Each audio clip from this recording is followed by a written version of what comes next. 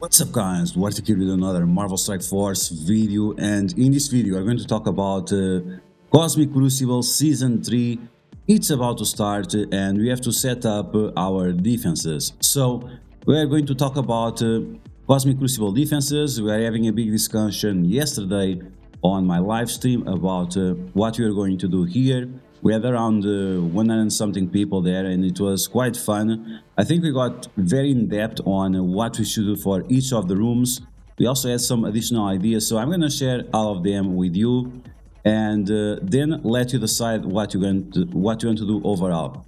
Okay, so this is going to be based on Season 2, of course, but also on Season or Tournament 32, because that was very important as well. We had the opportunity of trying like room 5, which was similar to room 6 on Tournament 32, and we have some experience from that. If you guys don't know, my participation on the Tournament 32 was quite great. So as you can see on Tournament 32, I got rank 1 on my shard, so I win all the 5 matches. So you can see right here, rank 1, champion, blah blah, all those things.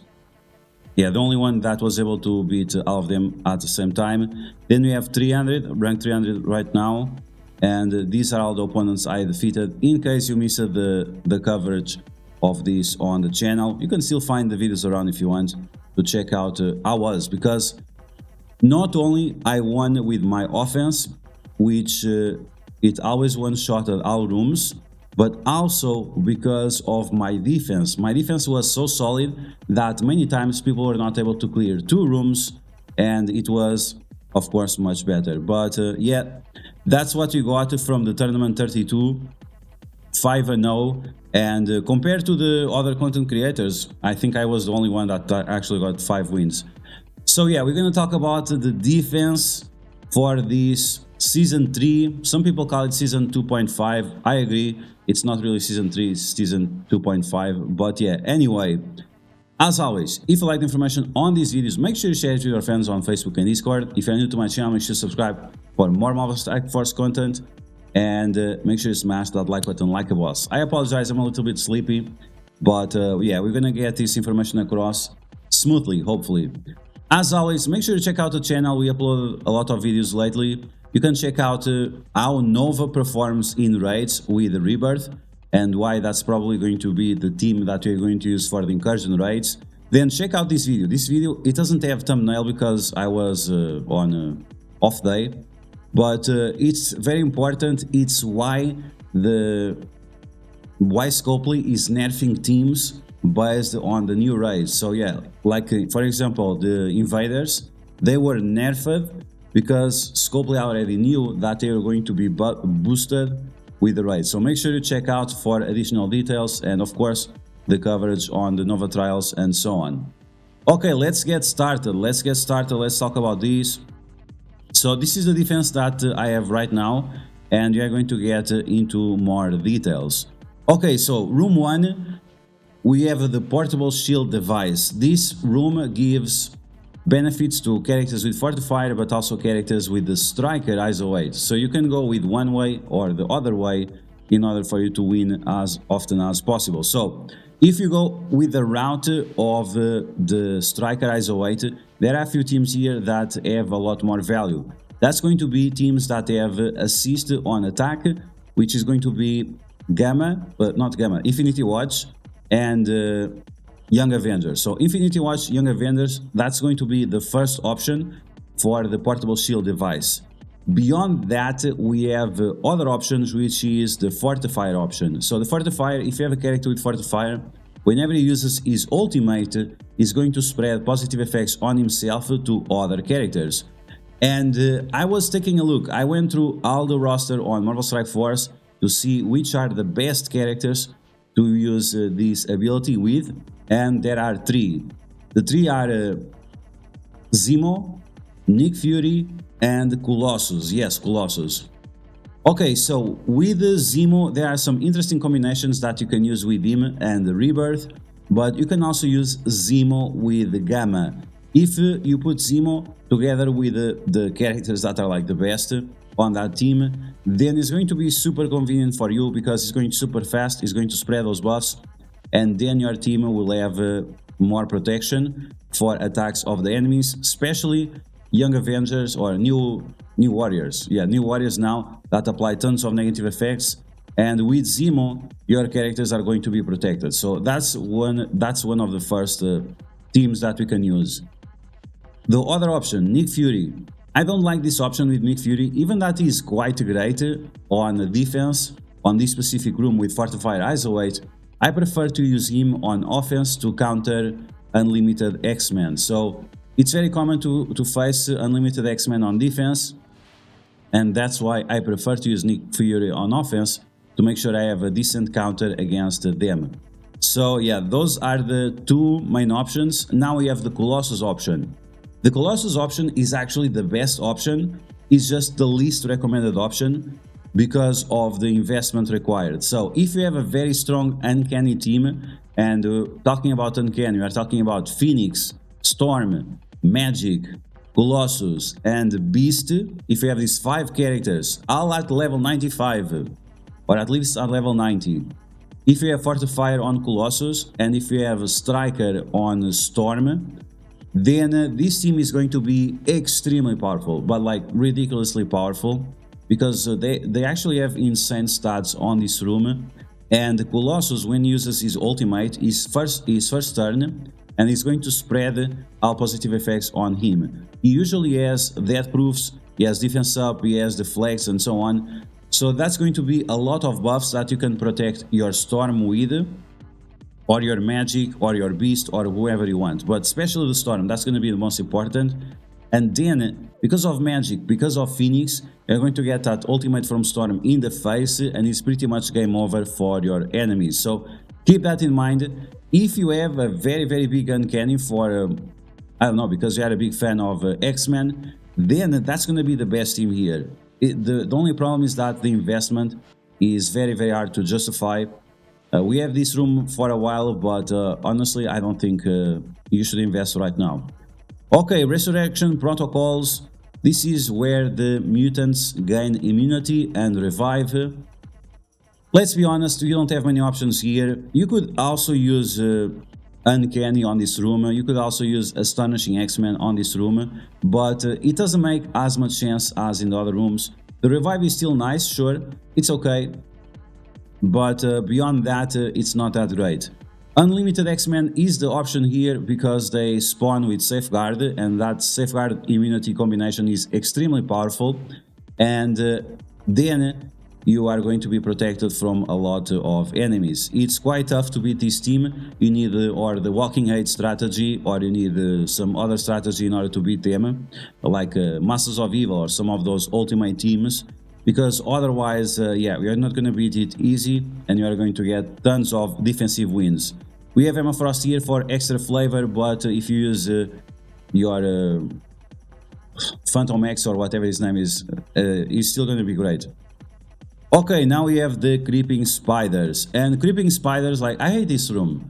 To be honest, we should all use Tangled Web and Eternals on offense, because screw Scopely, and they can go F themselves, no lube, morbing time all day. Because, yeah, like, forcing us to use specific characters on this specific room is just disgusting. So, we are forced to use Tangled Web plus Eternals, and beyond that, it's like you don't even have another option. It's this or nothing. For example, on the Wakanda room, at least you have like 8 Wakanda characters to choose, or 8 or 7 Wakanda characters to choose. Here you don't even have that option. It's like these characters or nothing.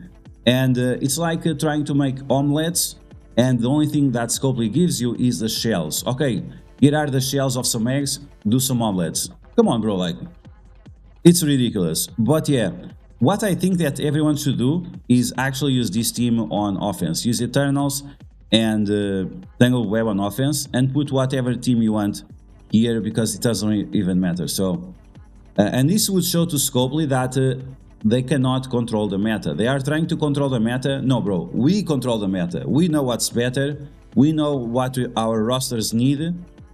And that's how you're going to play the game. We are not going to allow you to dictate our rules, and that's it.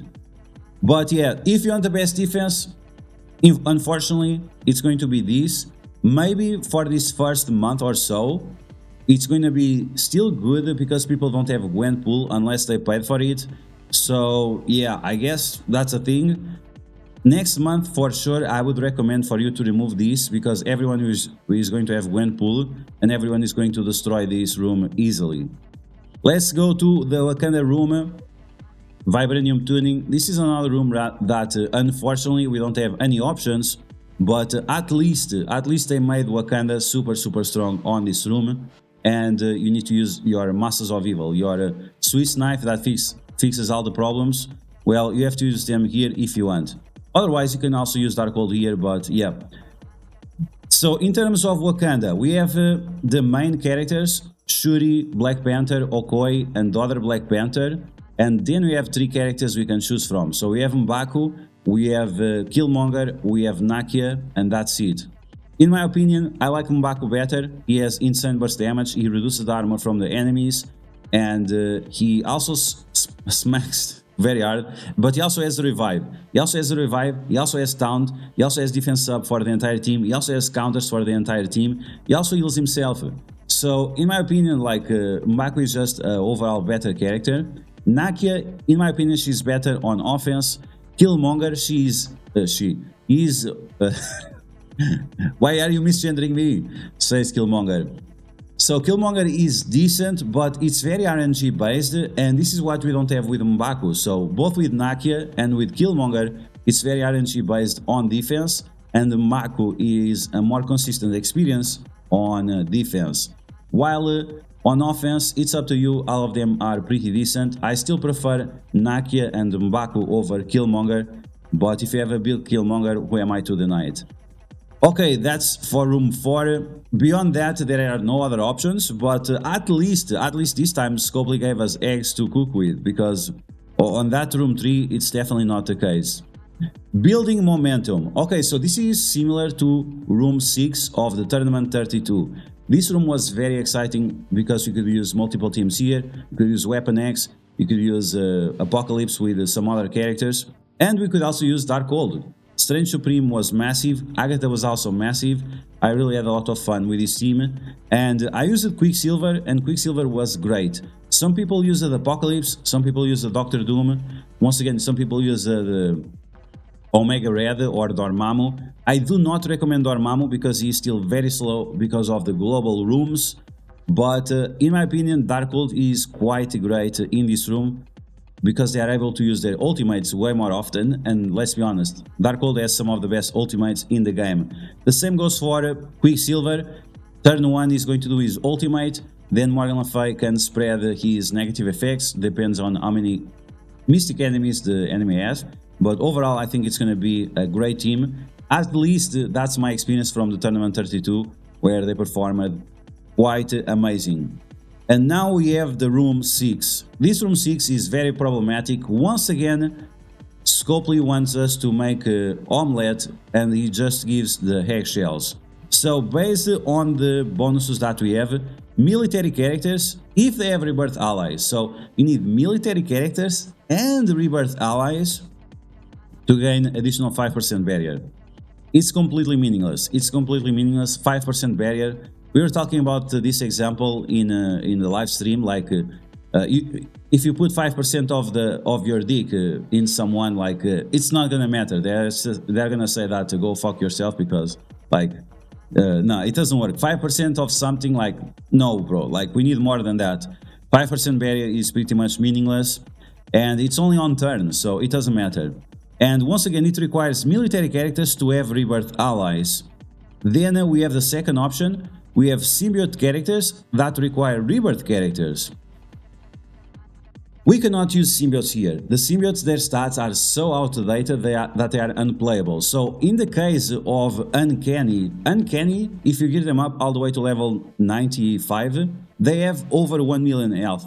It's not the case for the symbiotes. Symbiote Spider-Man is the healthiest symbiote, and he has like 800,000 health maxed out. So yeah, it's not gonna work, bro. It's not gonna work. So one way or another, it's not going to work out. Now, what's going to work out? We're going to talk about a few options. So you still want to use rebirth characters, but you have to decide, am I going to ignore the symbiote part and then add some characters for additional damage and for additional mitigation, or are we going to use something else? So the conclusion we came to is that the best character to use here with rebirth characters is Captain Marvel. Yes, Captain Marvel. If you have a very, very big Captain Marvel, you should be using her on defense with Captain America and Captain Carter. Then I would suggest you to use Nova.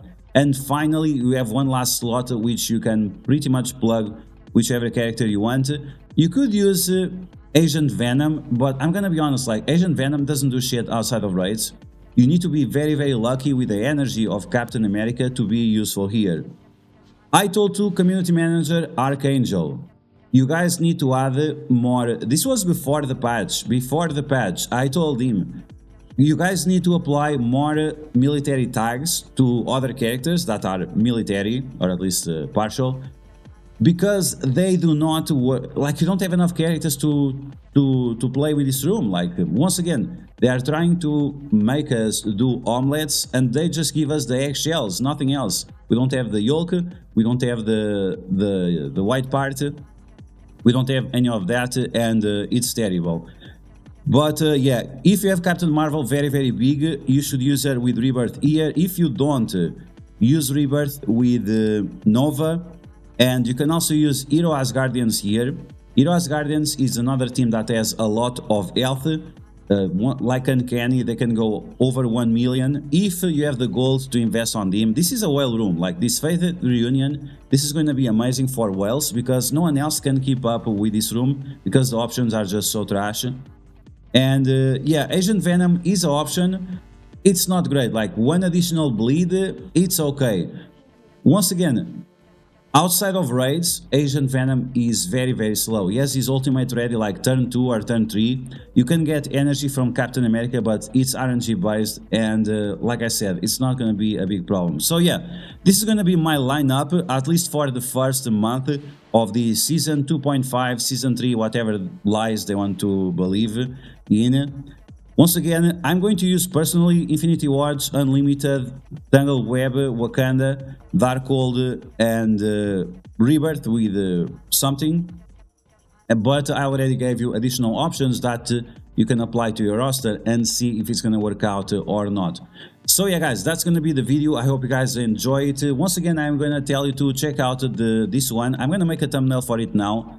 But yeah, it's important why you should realize that some of these new raid teams, they are going to have very low value outside of the specific game mode, because Scopely is boosting the teams with the modifiers on the raids on each of the nodes. If you want to see Nova in action in raids, you should check out that video as well. It was quite impressive what Nova can do in raids, and that's it. So I hope you guys enjoyed this video. If you did, make sure to smash that like button, and if you found the video helpful, make sure you share it with your friends on Facebook and Discord. If you're new to my channel, make sure to subscribe for more Marvel Strike Force content, and I'll catch you guys later.